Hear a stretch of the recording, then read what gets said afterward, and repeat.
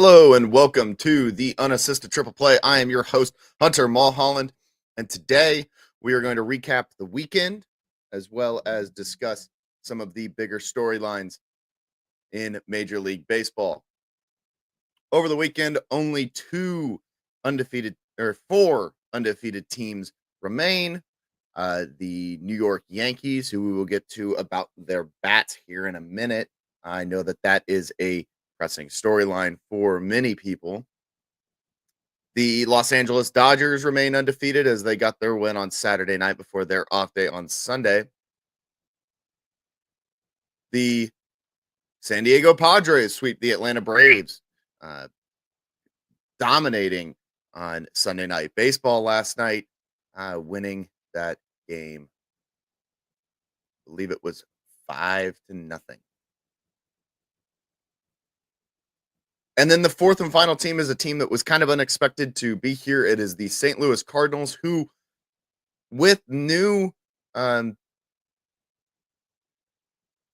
hitting coach Brant Brown, the Cardinals have put up 19 runs in over the course of 3 games. The Cardinals look like a different team.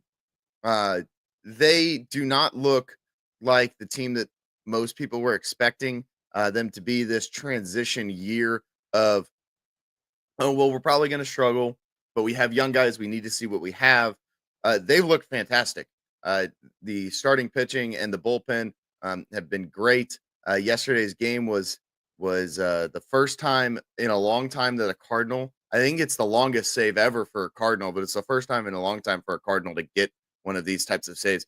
Steven Matz got a save, his first save of his career. And Cardinals announced earlier in spring training that he was going to be moving to the bullpen before eventually coming in, joining a 6-man starting rotation starting on April 16th. But the Cardinals put him in the bullpen. They piggyback him off of Palante. And he looked great. I mean, he goes 4 innings and gets the save coming in the 6th. Goes 6, 7, 8, 9 following the rain delay. Gets the save as the Cardinals win 9-2 on Sunday. Now, here's the big one. The New York Yankees, obviously, they are still undefeated. There is some headlines coming out with them in recent days, mainly because they put up 32 runs over the course of Saturday and Sunday. And it's not all because of this, because, some people aren't using it. Aaron Judge has come out and stated that he is not on why he's not swinging a torpedo bat, but a lot of it is being attributed to the fact that they have these new bats. These new bats have there was a MIT physicist that studied and is employed by the Yankees. And he studied some guys' swings, specifically Anthony Volpe. And he realized that Volpe was hitting the ball more on the label of the bat and not the barrel. So what they did was they created a bat that moved the thickest part to the label of the bat where Volpe was making contact. They noticed the same thing with Bellinger. They noticed the same thing with Chisholm. And they did that for all 3 of them. It has since made its rounds, including yesterday. I noticed Ryan Jeffers of the Minnesota Twins was also using a torpedo bat. So it is beginning to get out there and make its rounds in Major League Baseball. The question everybody has is whether or not it's legal. Well, with that comes the question of, will Major League Baseball say, no, you can't do that, and be like, well, we really never thought somebody would do this. But here's the deal. According to Rule 3.02, I believe, MLB bylaws, the thickest portion of the bat cannot be bigger than 2.61 inches in diameter. they didn't make the bat bigger by any means in terms of the size of the barrel. They moved that thickest point towards the label. And the other thing is that when you go and play a major league game, you have to submit 2 bats prior to the game for inspection to make sure that they are legal, they are in compliance, they're not corked, they're not altered, they're not anything of that nature. Major League Baseball, including on Saturday and Sunday, had to check out these bats and see whether or not they were legal. They test them, they do everything that they need to do, they inspect them pregame, they come back, they clear them. And so now what you're getting is now this is legal because they said it's legal in pregame, but here's where is it going to end? Is it going to go to Major League Baseball and be like, "Hey, we are not going to do that anymore. We are going to stick with a standard looking bat of it's going to have a handle and it's going to go and it's going to get thick all the way up until the end of the bat and it's just going to be a nice taper up that bat." Is it going to Sorry about that. Thought I had a bat sitting nearby that I could use. Is it going to extend to that? And that's the new rule is that the bat has to taper from the knob and the handle up and make sure it's smooth and go up and widen out as it gets to the end of the bat? Or are they going to say, hey, these new torpedo bats that kind of look like a candlestick bowling pin are legal, even though they go small, start to widen up, and then they taper back down at the end? I don't know the legality of barrel length because realistically, you could take it and just be like, "Oh, we're just going to extend this barrel and make a long barrel like a metal bat." Especially if you've ever seen a metal bat that is a composite bat. Um, those bats, their barrels are about this long and they stay. They're consistent. They taper up to it, and then from here to here, they are all barrel. So the question is whether or not the Major League Baseball is going to do anything about it. But right now, it seems like they're letting it play and they're letting it slide. Now, is that the reason why the Yankees hit how many home runs they hit? Probably not. I mean, you had guys that were swinging it, you had guys that aren't swinging it um, in the game that went yard. So it's not the end all be all of why these guys are hitting home runs, but it certainly helps. I mean, the advantage of the hitter is with especially with as fast and as hard as these guys are throwing the ball and how much break they've got. Uh, Seeing where you're hitting the baseball on the bat is probably the best way to go about it and kind of attack it and be like, hey, we're doing it this way. If I can alter the bat to do this, I'm going to alter the bat to do this. And it's within the rules of Major League Baseball and what they've set as their bat guidelines. So it'll be interesting to see how this story unfolds throughout the entire season. Um, does Jazz Chisholm, does Anthony Volpe, does Cody Bellinger, do they all have fantastic, crazy seasons? Is Major League Baseball going to say, no, you can't do that a month into the season? What are they going to do? It'll be interesting. I don't think they do anything this year.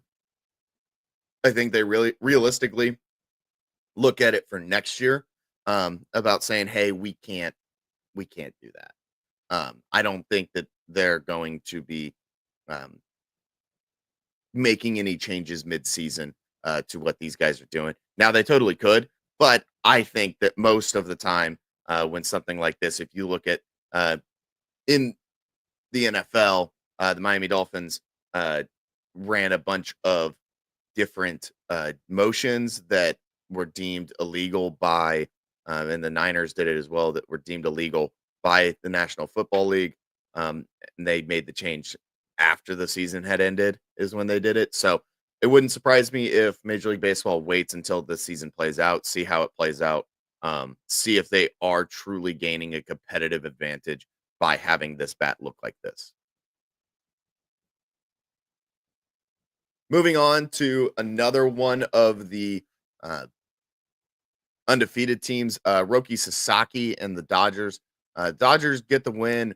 Sasaki has struggled since making the jump from uh, Japan to Major League Baseball, and it's not he's not taking it super well.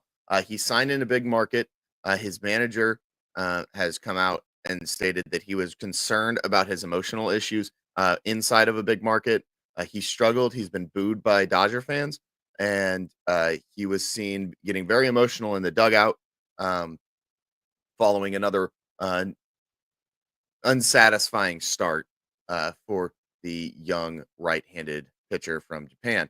So the question remains is how much do you I mean he signed there, he made the decision to go there. It's his job to eat it. I mean, the the biggest issue is with big markets and especially historic markets because I think it's more of a historic market thing than a um, necessarily a big market situation.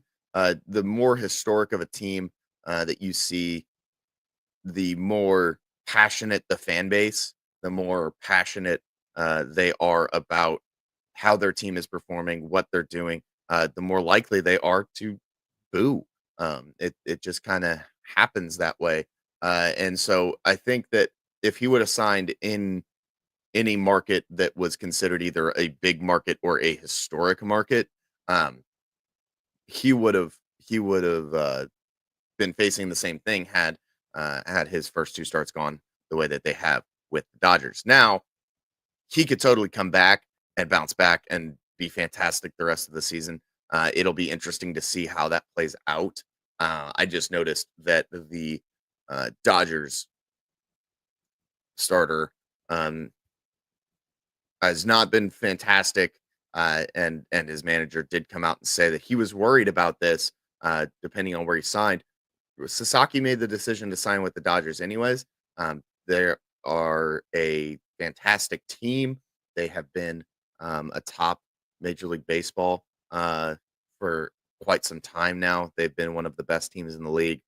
So naturally, their fans are programmed to see that and to have a start, especially when you were probably the biggest uh, free agent, definitely the largest international free agent last off season. Um, it definitely is taking him to the next level of well, now I got to figure out exactly what I'm doing. Another storyline from the weekend. The Pirates and the Marlins had a three-game set. Guess what? The Marlins won all three of those games via walk-off.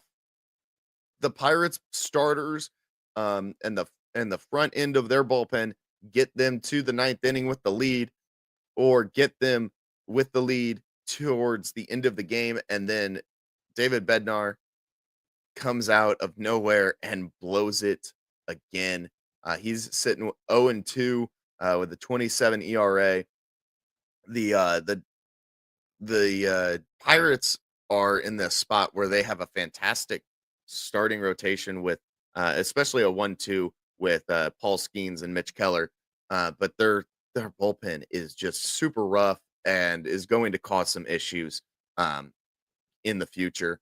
They are going to win as many games as Paul Skeens and Mitch Keller go deep and get them to a spot where their bullpen cannot physically blow it, especially if the offense gets rolling. Bouncing over to Kansas City, the Royals go 1-2, lose dropping the series to the Guardians.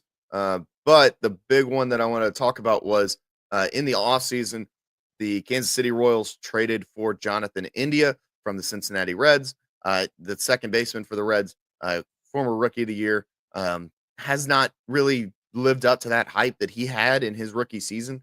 Is moving on to Kansas City. They have him playing left field, third base. I'm sure at some points during the season we'll see him play second, but they've had him kind of platooning um, Michael Garcia and MJ Melendez in that second spot. So he started at left field and at third base. Um, he started at both over the course of the series. It just kind of depends on the matchups, whatever Matt Quatraro seems to like that day, putting Melendez or Garcia in the lineup and just having India fill in where he is needed. He's going to be in the lineup. He's their leadoff guy. It's just a matter of what exact position he's going to play due to the matchups. But he gets hit in the face by Emmanuel Clase. The Guardians were throwing in all season long. Clase then eventually shoots a text um, to Salvador Perez, the Royals captain, um, letting him know, hey, it was not intentional. And checking in on Jonathan India, seeing how he's doing. India only fell to a knee, didn't go fully to the ground after getting hit in the face. It caught him on that C flap, either on the C flap or the ear hole.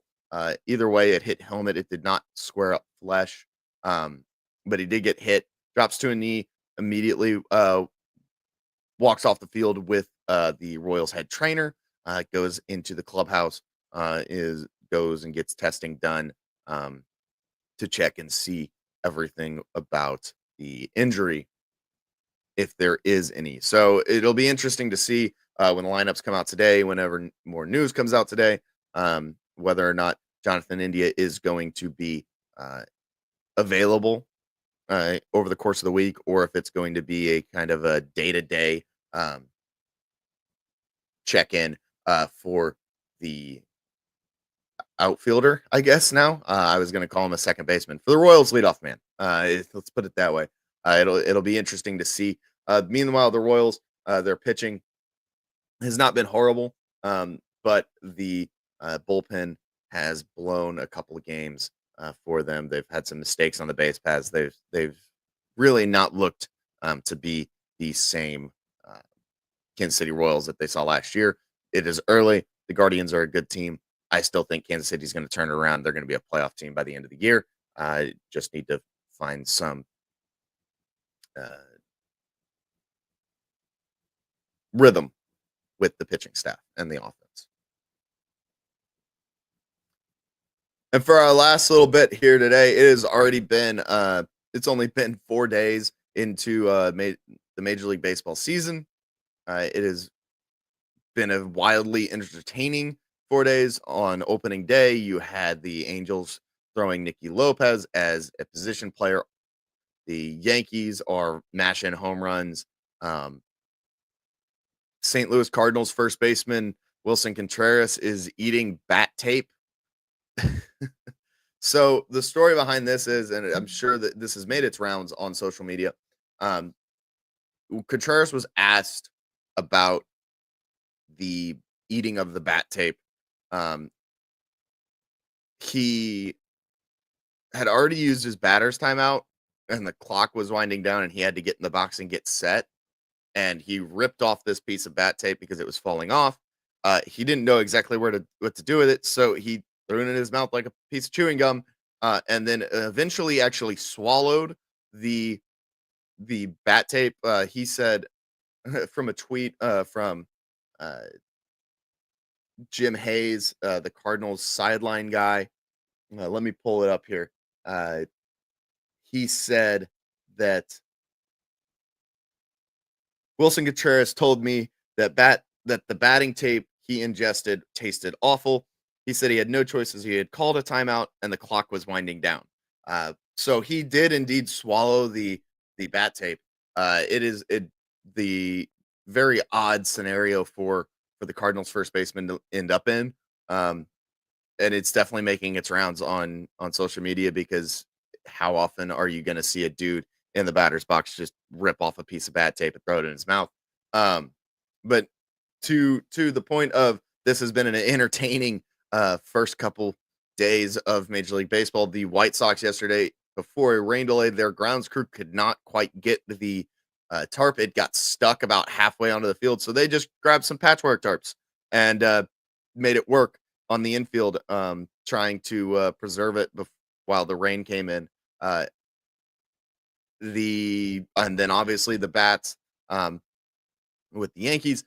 This is setting up to be one of the most entertaining years of baseball. Baseball is a lot of fun because a lot of weird things happen over the course of the season. There are mishaps. There are random weird things that people catch on the TV broadcast because you're standing out in the field for 3 hours. So it is going to be an entertaining year. I'm looking forward to it. I will be back tomorrow at 9 a.m. Central. Please like and subscribe. My name is Hunter Mulholland, and this has been the Unassisted Triple Play.